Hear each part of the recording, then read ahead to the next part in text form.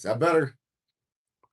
We are live. What's up, guys? We have a big show for you tonight.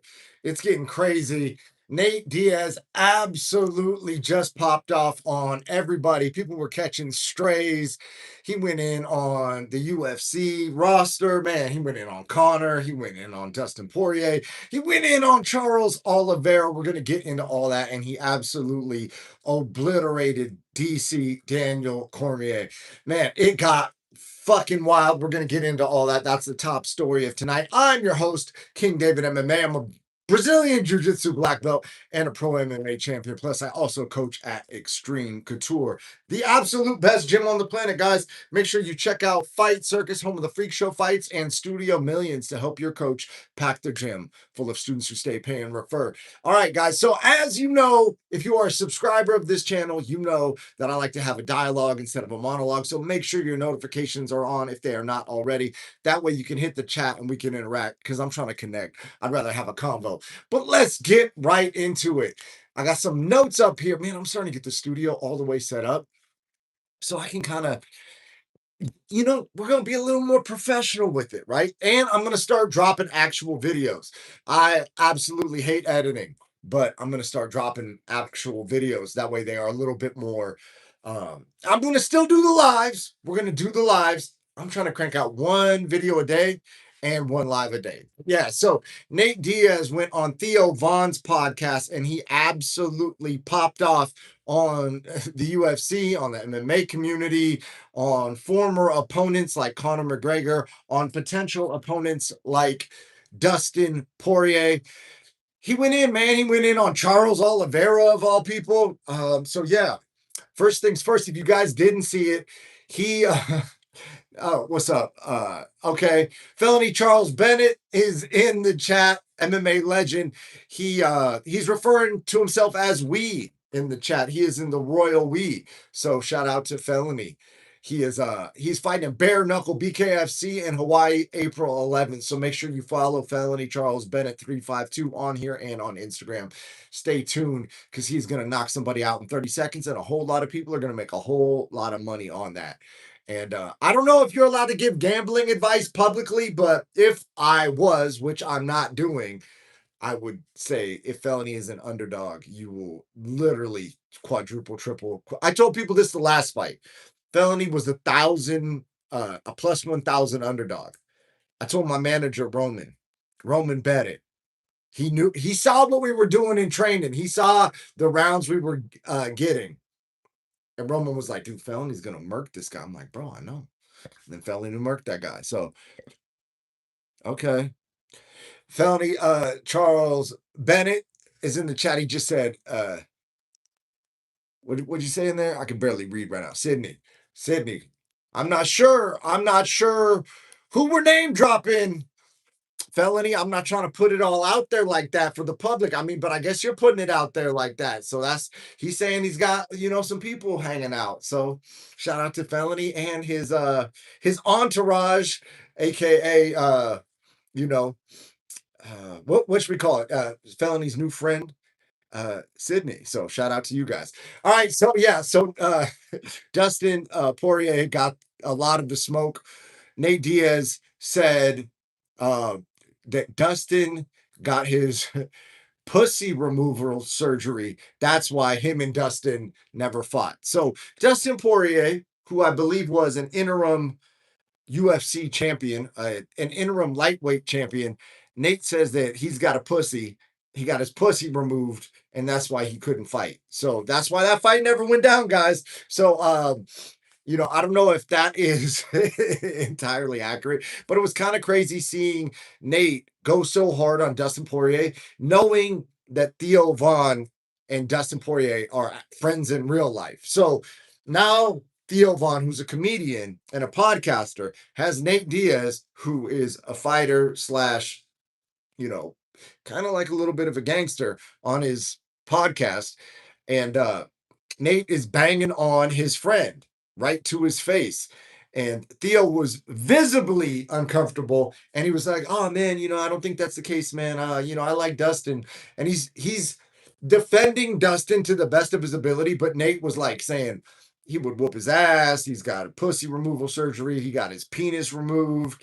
He was banging on it, man. So those are what we call fighting words. So apparently, from what I can assess, being in the industry, being around all the top guys on the planet, um, that sounds like Nate is trying to book a future fight with Dustin Poirier, maybe in some form of boxing, maybe in the UFC later. They asked Nate if he wants to fight in the UFC. He says UFC is essentially home. He says he wants to go back, but he also said this is the craziest, one of the craziest things. To me, this was the craziest. I understood everything else he said. I understood why he threw DC under the bus. I was watching. Listen, you want to hear somebody throw DC under the bus? What? Well, Felony. Hey, what did you say the other day when we were watching the UFC? DC looks like he cheats on his wife at the golf course or something. You said something wild. It was kind of wild. He looks like he cheats on his wife or something like. Anyway, yeah. Felony had a hot take on DC as well. So if you guys are not around fighters, one thing fighters can't stand is commentators, even if the commentators have fought before, because what's actually happening in the fight, they're trying to speak about it, and every fighter knows this. What's being reported as happening is not what's actually happening. It may look like it's happening, but when you're in there, you see different shit. So Nate started banging on DC, saying that DC was talking negative about what Nate should have been doing, even though Nate has made more money in his career. And then he was basically making fun of DC, saying, like, hey, man, you're Mr. Champion. You got all this insight onto what I should be doing. Meanwhile, I've made more money than you have. And he just wouldn't stop on DC. But that's because, listen, man, these dudes, they have to say things as commentators. They have to fill up the time. They have to go like, oh yeah, man, and what Nate should really do here. Dude, listen, bro, it's different when you're in there. And as a fighter, there's nothing that's more annoying than somebody on the outside saying what you shoulda, coulda, woulda, shoulda, supposed to do. Right. And so Nate expressed that publicly about DC. The crazy part is that DC is a former world champion. So when he's giving critiques, oftentimes he's seeing it from the perspective of, a championship mentality. And Nate is like, yeah, bro, but guess what?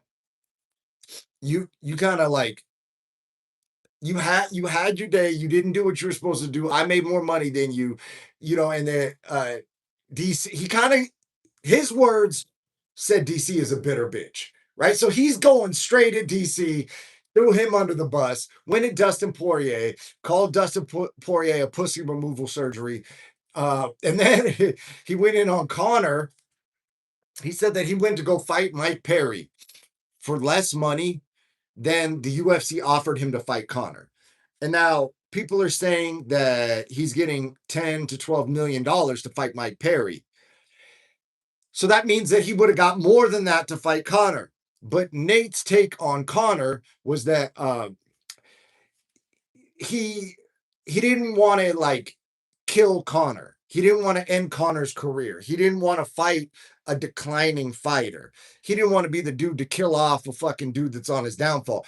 And Nate was implying that Conor is on his downfall and Mike Perry is on his ascension. So he wants the harder, more relevant, more ascending fight because he wants to go to the top of the food chain and not kill off somebody who he's alleging is at the bottom of the food chain.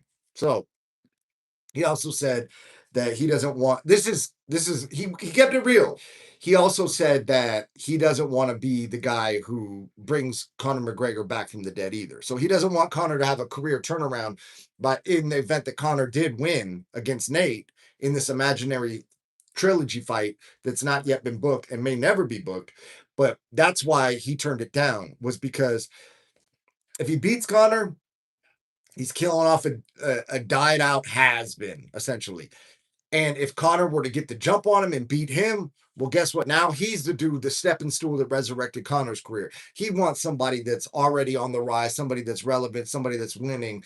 And then that way, when he beats somebody like Mike Perry, who's got this shine around him, Nate can take some of that shine and be like, hey, listen, man, I picked the more violent fight. I picked the more relevant fight. I picked the dude who's done more recently. So that's kind of where Nate's head was at with it. I thought it was funny he threw DC under the bus. I thought it was funny what he said about Dustin Poirier. I'd like to see him fight Dustin Poirier. I want to see him fight Conor again. I believe Conor's going to fight Ian Machado Gary. He's going to beat Ian Gary. And then they're probably going to revisit the Nate Diaz versus Conor McGregor fight. But because I believe Nate will most likely win against Mike Perry, Nate's going to have even more star power. And now he's going to have more to bring to the table so he can renegotiate with the UFC for even more money for the real big mega fight, the trilogy against Conor, because they're both going to be coming off wins. And Netflix is going to promote the shit out of Nate. Nate's going to be a huge star. He may even hit Conor's level of stardom based on the Netflix performance. And now we're going to have the two biggest stars in all of combat sports about to fight each other, ideally in the UFC. That's kind of what I saw building from the podcast. Nate also went in on Charles Oliveira, guys. Now, Charles Oliveira just beat Max Holloway for the BMF title in a very non-BMF fashion. He beat him in a most grappling motherfucker fashion, not baddest motherfucker fashion. Who's that? Oh, Hamza said, "What's up, Dave? What did I miss so far?" Bro, start from the beginning, dog. Nate Diaz is talking mad shit about everybody. He said that Dustin Poirier's got a pussy and they didn't fight because of pussy removal surgery. He also said he's getting a penis removal. He got his penis removed. He went in on DC, called DC a bitter bitch. I mean, we covered a lot already, bro. So yeah, you might want to start from the beginning because that was a 3-hour podcast and some of it was a little bit, slow at parts. But the stuff that he did say that, like, yeah, he went in on everybody. And he went in on Charles Oliveira because Charles Oliveira, in Nate's mind, Nate said that that's the belt that Nate created, the BMF title. And I also thought it was interesting because Theo Vaughn asked him if he gets a piece of every time that belt changes hands and they promote that belt. Like, do you get royalties on creating that? And Nate doesn't get royalties on that, which is, you know what, man? I'd like to see Nate have gotten some royalties on that.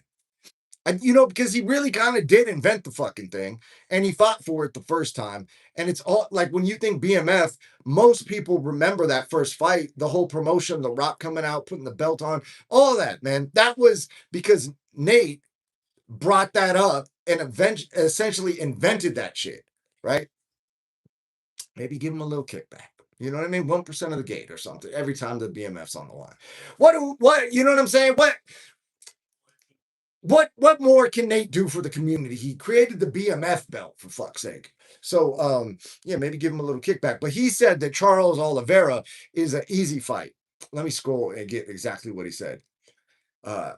Yeah, he said he beat the shit out of him. Those were his exact words. So he's looking at Charles Oliveira like easy money, which is wild because Charles Oliveira dominated Max Holloway. Even though he didn't fight in the BMF style, I believe they should strip his ass in the BMF belt. Fuck it, let Nate fight Colby Covington for the BMF belt or something, right? You know what I mean? Shit. Who we got in the chat? Arpen, what's up? Arpon the Don, big dog out here, living his best life. Hey, Felony Charles Bennett, MMA legend, agrees. We got to strip this motherfucker.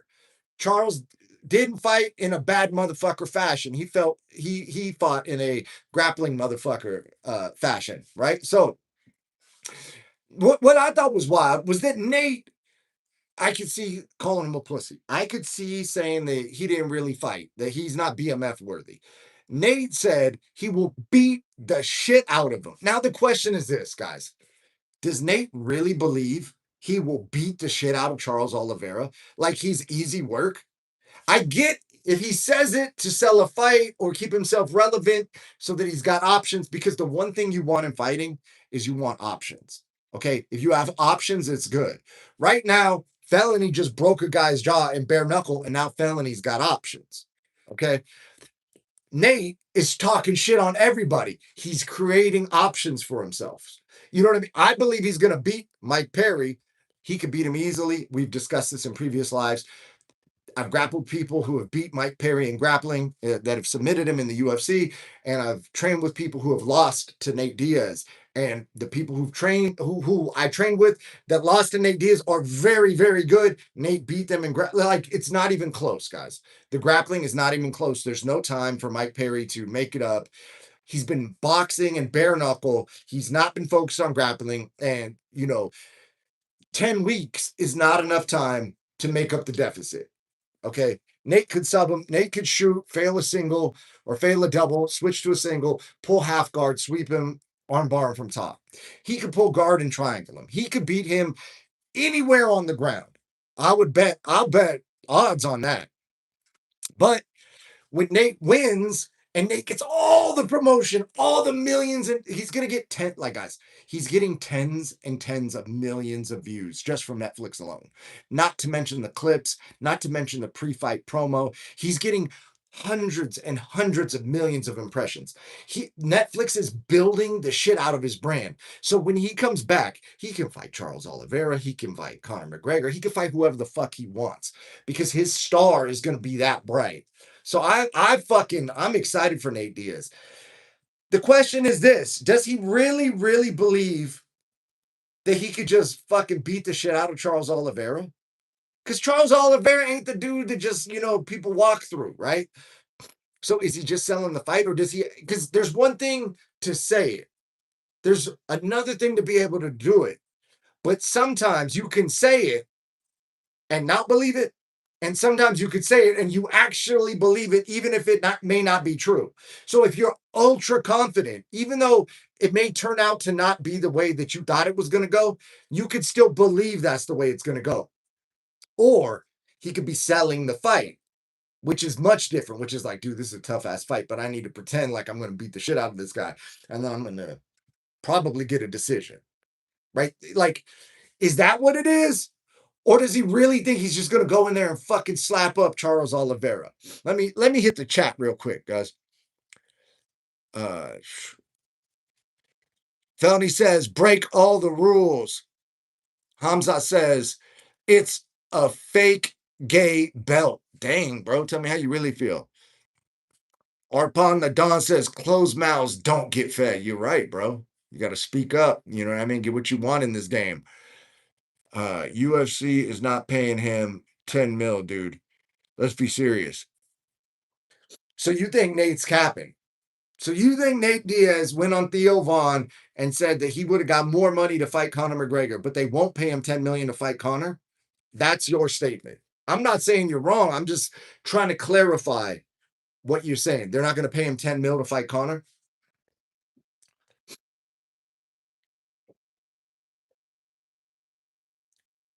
I think they would love to pay him $10 million to fight Conor.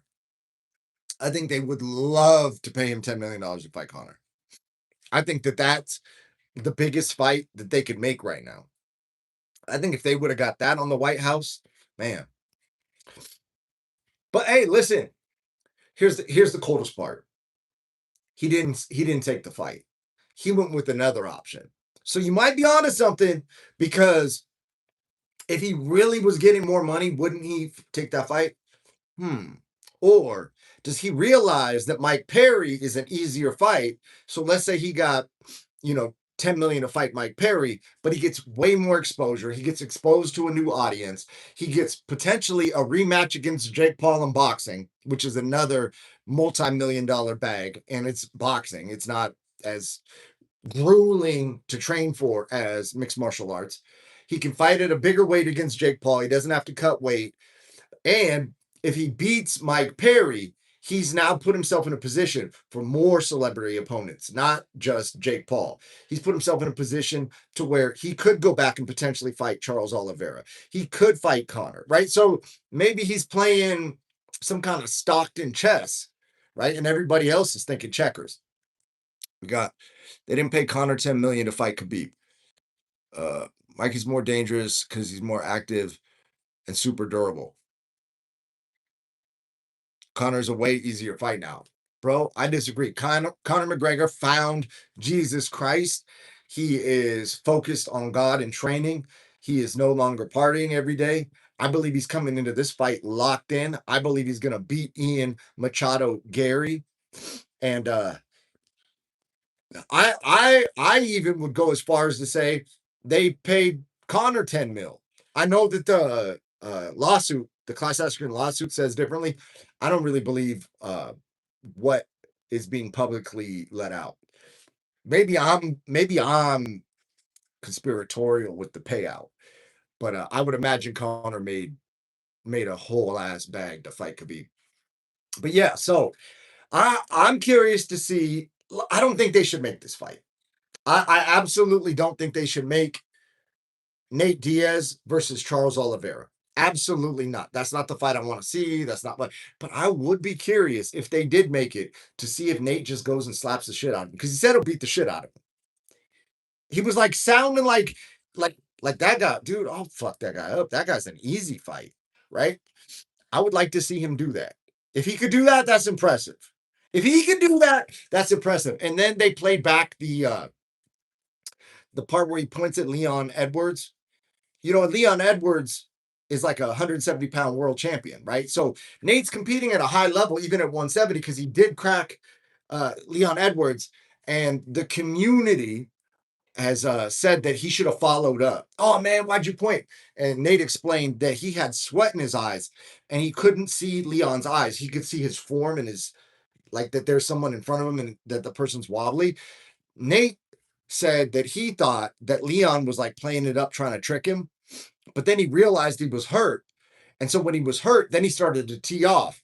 And that got into more of the commentary stuff where commentators are saying what he should do. And he's like, bro, this is 24 minutes into the fucking fight. He said like 23 and a half, 24, right? You go fight for 23, 24 minutes, and then you go do what you're supposed to do. And that's the frustration that every single fighter I know has with the commentators. It's easier said than done. And the fighters who commentate should know this. And it would be fucking nice if for once one of these commentators would go on there and speak about that.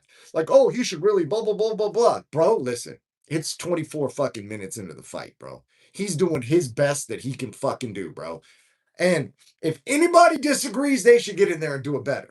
That's what the commentators could say. That would be nice to hear for once. So, yeah, when I watch the fights, me and Felony watching fights here. We should do for this. Now we'll be in BKFC for the next UFC, so we'll be focused on Felony KO on this guy. But one of these fight cards, we'll go. We'll do a fight companion again. We did one in the past. We'll do another fight companion because we got to figure out a way where we can watch the fights, but we can also hear the commentators. Because one of the most fun things to do, it's frustrating, but it's fun, is hear the commentators. That's frustrating. But to roast them is fun. So I absolutely love roasting the commentators, especially when they have that that chick trying to talk, Laura Senko or whatever her name is. Man, that's kind of wild, right? Because let's be honest, like she's not there for her. Like if DC's there or Dominic Cruz, I feel hot take. Dominic Cruz is the best commentator out of anybody. I believe he actually understands fighting the best. And by best commentator, I mean tactical and technical. The person who understands martial arts the most. I was watching DDP versus Hamzat Chimaev. I told you guys in the chat the other day I was going to watch that back to see Hamzat's cardio. I watched it back, and they didn't like the commentator. I think it was DC even. Speaking of, they didn't know how to get out of a mounted crucifix. They were like, oh man, when you're here, it's one of those positions, just like there's no real way out of it. It's like there's literally a way, like it's so get out ofable. It's like any position. Back in the day, if you guys go back and watch the old beginning UFCs, when like Hoist Gracie would mount someone, they would go, oh, and he tapped out from mount.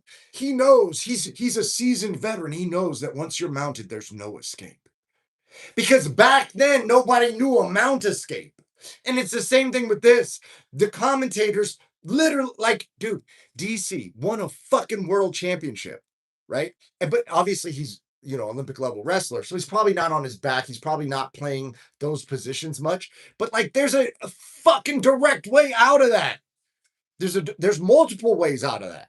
And for him to say like, oh yeah, man, once you get there, you're stuck. It's really, you can't really get out. You gotta like really fucking try. It's like, dude, I can't give you guys the whole game in this video because I would need a body and I would need to show it to you.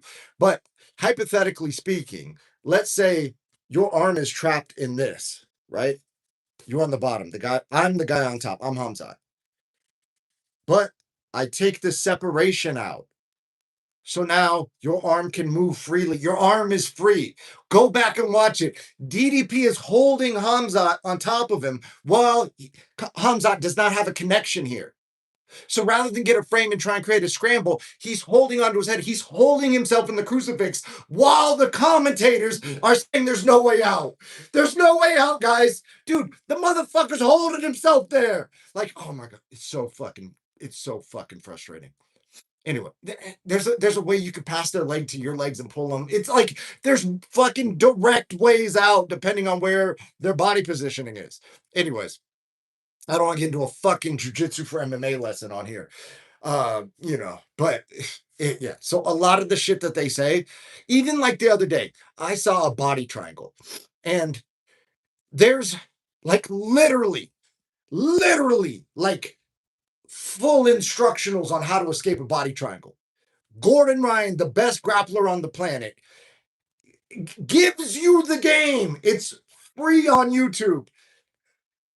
And these dudes are talking about like a body triangle escape from like a decade ago. Like, oh, you got to get the foot over to the other side and then you got to put pressure on the lock. And it's like, dude, that's a decade ago, guys.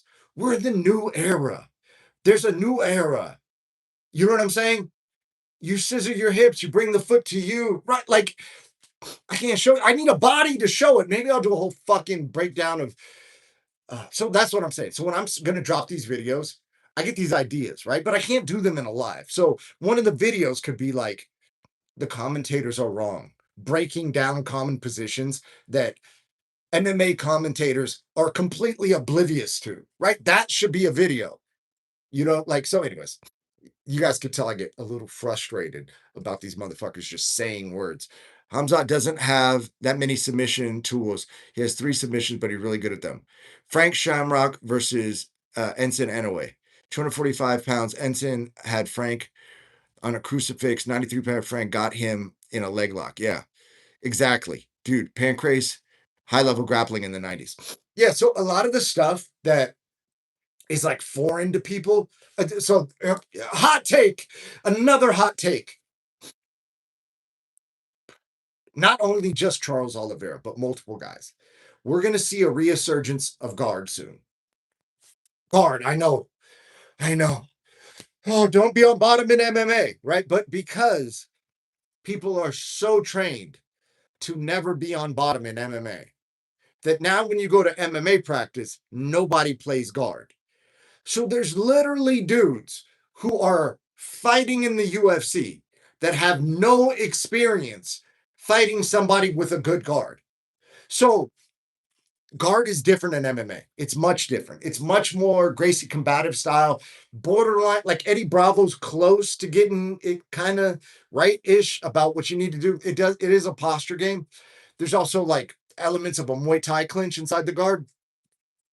And when you combine like those 3, you can have a very effective guard. And I've literally put a man to sleep and screamed for the ref. He's gonna die from a triangle choke. And I got a belt because of it. That dude had 50 pro fights. Okay. That dude was like a 4-time Muay Thai champion or like a 3-time pro MMA champion. But what I'm saying is the guy was experienced. But nobody plays guard in MMA. So there's going to be a new opportunity if someone has an MMA guard where they can go far.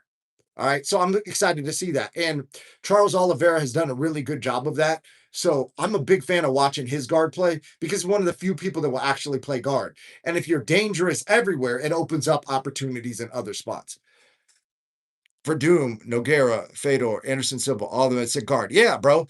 Right. And it's like, Like where's the guard players now? And I'm not advocating staying guard, but like hypothetically speaking, let's say you're fighting somebody and they're good on the feet and they maybe rock you and you shoot in and they sprawl.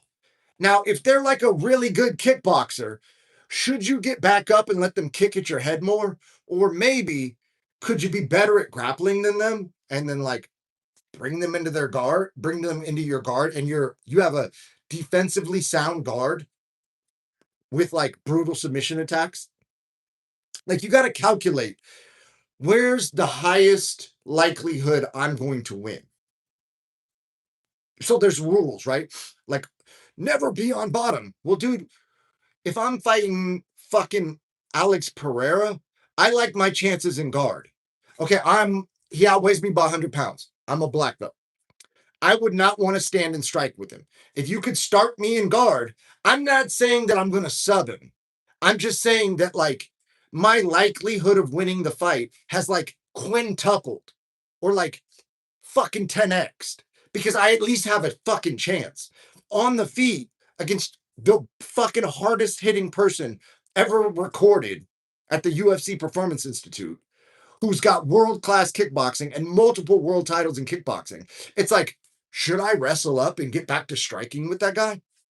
What the fuck are people talking about? Anyways, people should watch Anderson Silva versus Jeremy Horn and see Anderson's guard and how he was too good to ground and pound him, and how Jeremy he got Jeremy in a triangle. Jeremy got out. Showtime triangle Charles Oliveira. Are you talking about Pettis? Anthony Pettis? Dude, that's crazy. Bro, you're kind of like an MMA historian, actually, bro. You got deep knowledge on fights gone by. It's pretty dope. Yeah, man.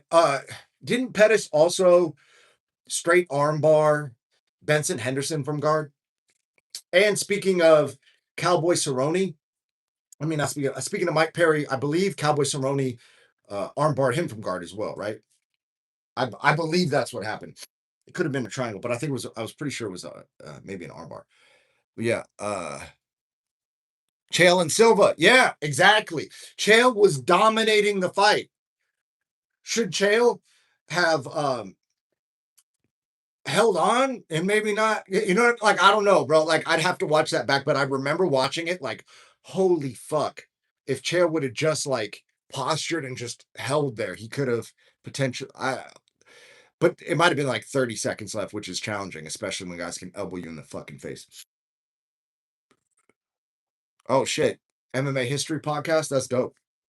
Yeah, man. A lot can be learned from past fights. People are tripping, man. They there's so much shit going on that like people don't even comprehend. Even like the leg lock conversation, right? There's literally dudes like Gary Tonin and shit who are winning all kinds of fights overseas with leg locks. But because in American MMA, it's like frowned upon, that like nobody here trains it. So there's an opportunity right there. And it's like, bro, never leg lock in MMA. It's like, dude, the distinction between getting your fucking face pounded in versus either sweeping or submitting someone with a leg lock is their ability to balance. So it's not the leg lock in itself, it's your ability to off balance them. If you can get their weight off their leg, right, so that they have a light foot and you can go into their uh, attack at their ankle, right, or their heel, you can get their knee pointing it away from you. It's hard for them to punch backwards this way. Now, can they limp leg and come back? Right? Yeah, but then that's also giving you space. So hypothetically, you can up kick or stand up or whatever your chosen variable is at the time. But there's these like very basic rules based on people's, not like, a lot of people don't have a nuanced understanding of the intricacies of what's going on. So like never be on bottom is a guideline, but it's like wrong.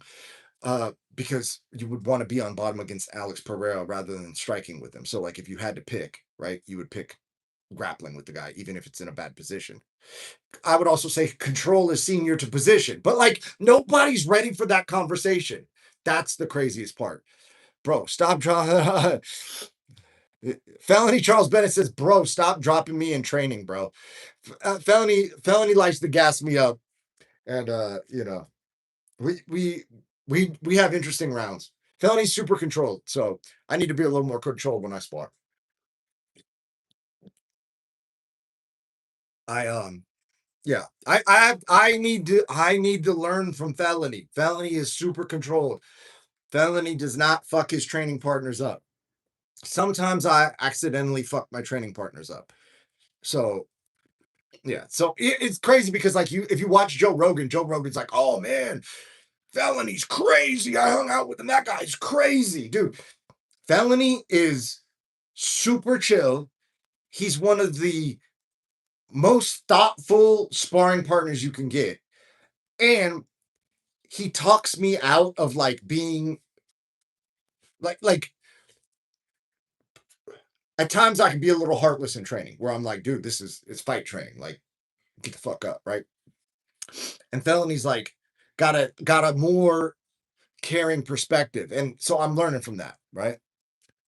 Joe lies a lot. Does Joe Rogan lie a lot? Oh, speaking of which, um, sometimes you say crazy shit on a live, right? Like you're just having fun, you say something, right? And then I could see how something Joe Rogan could say, he may not be intending to say it. He's trying to have an entertaining conversation for 3 hours. You know what I mean? But I so Felony and I have a mutual friend. His name's Doc Ock. He's in contact with the Joe Rogan show. He owns Fight Circus. He's a big baller, runs a lot of the MMA shit behind the scenes. And he keeps some busters in check on MMA X on X.com or whatever the fuck it's called, the Twitter app, Twitter.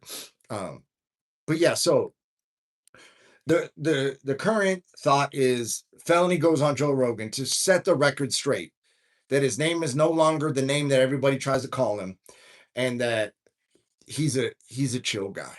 Okay, because we can't have Joe Rogan out here spreading nonsense and propaganda when Felony's the one that calms me down, guys. Okay. Okay, so we got Arp on the Dawn. All Joes are bad Joes. Dang, bro. Don't know any good Joes. Fuck, bro. That's a blanket statement, bro. Who's it? Bro, Joe Biden. Who's a Joe? I fuck with Joe Rogan though, so maybe I may. You know what it is too. So speaking of where we're at, where like Felony's telling me to chill and be nicer and training to people. Uh, I also have like this naivete, right? We're like I see like good vibes only. It's just like that's how I live my life. Like I'm super positive towards people. Like, oh, Brendan Schaub's awesome, right? Like, oh, dude, I love Joe Rogan, right? And then like people on the internet are like obliterating these people. Like he's a fucking idiot. Fuck him. Did you know this, that, the other thing? And I'm just like oblivious to it all. Like walking through life, like, oh my gosh, everything's awesome, right? So it's kind of funny. Yeah. Felony. Yeah, bro. Your guy, Joe. Your guy, Joe.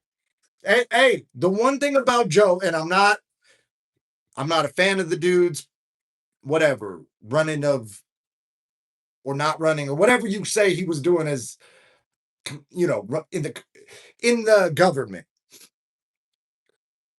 but black and milds were cheaper. Okay, so we could say that we could give that administration their flowers for the cheaper black and mild prices. I have no idea how much caffeine I'm on today, guys. I would have to count 450, 570. So I'm at 604. Felony says the reason why I abuse training partners is because I'm too caffeinated. But anyways, guys, I need to bring a box of fucking tissues in here because my nose starts running on these things for some reason. I don't know why. It's when I'm just on these lives. But yeah, I'm gonna hop the fuck off. Make sure you subscribe and hit the notifications so that we can have combos on here because I'm having fun talking to you guys. It makes my night. You know what I'm saying? It makes my night. So I appreciate you guys for being in the chat, man. And if you haven't followed Felony, follow him at Felony Charles Bennett 352. He goes live on his YouTube. We go live together. Go peep the Instagram. You want to see me taking my black friend to Whole Food Star and Felony Charles Bennett? Go to Instagram, King David MMA or Felony Charles Bennett 352 or upon the dawn in the building. You about to what? You about to crack the fuck up right now. After Telegram group, where it posts all the old fights. Bro, you know who you would like? You would like Jack Slack, bro. I watch that guy. So peep Jack Slack on YouTube too. Anyways, guys, I love you. Thank you for chatting. You brighten my night. I appreciate you guys. I'm out. Peace.